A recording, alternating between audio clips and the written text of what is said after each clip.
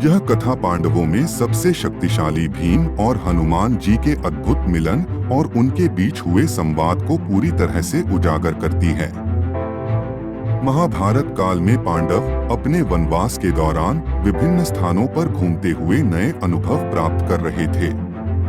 पांडवों में सबसे शक्तिशाली और बलशाली भीम, जिन्हें अपनी ताकत पर अत्यधिक गर्व था, अक्सर अपनी शक्ति का प्रदर्शन करते थे। उनके मन में यह विचार पनपने लगा था कि उनके समान बलशाली इस संसार में और कोई नहीं है। वनवास के दौरान एक दिन द्रौपदी ने भीम से कहा कि वह एक विशेष सुगंधित कमल का फूल लाकर दे, जो एक दिव्य झील में खिलता है। यह फूल उन्हें उनके वनवास के कष्टों से राहत देने वाला प्रतीत हो रहा था।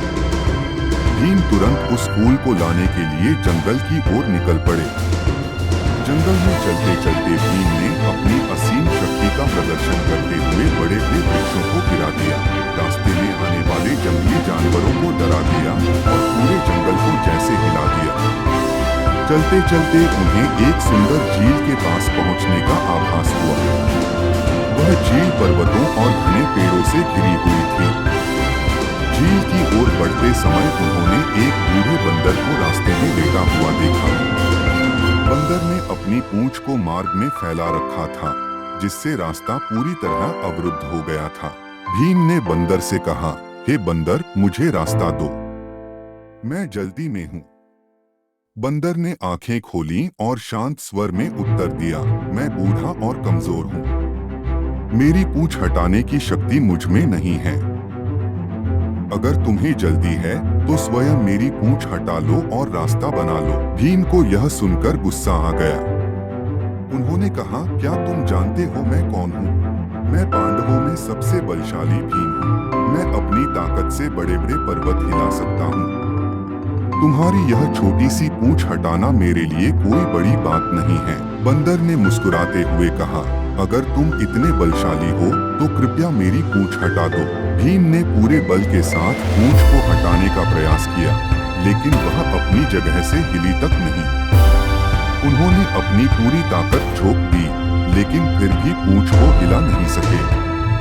थककर और शर्मिंदा होकर भीम को यह एहसास हुआ कि यह कोई साधारण बंदर नहीं है। उन्होंने हाथ जोड़कर कहा, हे महात्मा, कृपया अपनी वास्तविक पहचान प्रकट करें। आप कौन हैं? बंदर ने अपना दिव्य रूप प्रकट किया। वह कोई और नहीं, स्वयं हनुमान जी थे। उन्होंने कहा, भीम, मैं तुम्हारा बड़ा भाई हूँ। मैं भी पवन पुत्र हूँ और तुम भी पवन देव पुत्र हो। मैंने तुम्हारे अहंकार को हनुमान जी के विराट स्वरूप को देखकर भी उनके चरणों में प्रणाम किया। भीम ने पूछा, हे प्रभु, आप जैसे महान देवता यहाँ क्यों आए हैं? हनुमान जी ने उत्तर दिया, मैं हमेशा धर्म की रक्षा के लिए संसार में उपस्थित रहता हूँ। तुम पांडवों के कर्तव्य को पूरा करने में जुटे हो और मैं चाहता हूँ कि तुम्हारे भीतर विनम्रता बनी रहे। शक्ति का उपयोग हमेशा धर्म और सेवा के लिए होना चाहिए, न कि अहंकार के लिए। हनुमान जी ने उन्हें यह भी बताया कि वे किस प्रकार श्री राम की सेवा में लंका में रावण का अंत कराने में सहायक बने थे। उन्होंने यह कहा कि शक्ति का सबसे बड़ा उद्देश्य दूसरों की भलाई है। हनुमान जी ने भीम को आशीर्वाद दिया और कहा, मैं हमेशा तुम्हारे साथ हूँ। महाभारत के युद्ध में जब तुम्हारे भाई अर्जुन युद्ध करेंगे, तब मैं उनके रथ के ध्वज झंडे पर रहूंगा। मेरी उपस्थिति से विजय सुनिश्चित होगी। जब महाभारत का युद्ध शुरू हुआ तो अर्जुन के रथ पर हनुमान जी का ध्वज कपिध्वज लहराता था। यह ध्वज इस बात का प्रतीक था कि भगवान हनुमान स्वयं अर्जुन की रक्षा कर रहे हैं। कहते हैं कि कौरवों के सभी अस्त्र शस्त्र अर्जुन के रथ तक पहुंचने से पहले हनुमान जी की उपस्थिति से निष्प्रभावी हो जाते थे। युद्ध के दौरान हनुमान जी ने अर्जुन और कृष्ण की हर संभव सहायता की। कथा का महत्व। इस कथा में हनुमान जी ने भीम को सिखाया कि शक्ति का उपयोग केवल धर्म और न्याय के लिए होना चाहिए। अहंकार से शक्ति व्यर्थ हो जाती है। हनुमान और भीम का मिलन यह दर्शाता है कि देवता और मनुष्य दोनों ही एक दूसरे के पूरक हैं। हनुमान जी ने भीम को उनके बड़े भाई के रूप में मार्गदर्शन दिया।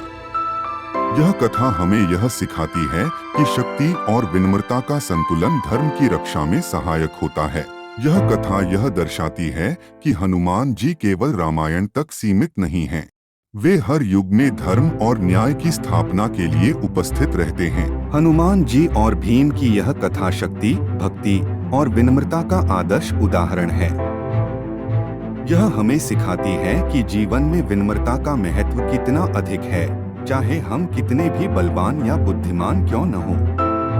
हनुमान जी का आशीर्वाद पांडवों के लिए विजय का प्रतीक था और उनकी उपस्थिति यह सुनिश्चित करती है कि धर्म की स्थापना सदा होती रहे। यह कथा न केवल पौराणिक है, बल्कि जीवन के लिए प्रेरणादायक और शिक्षाप्रद भी है।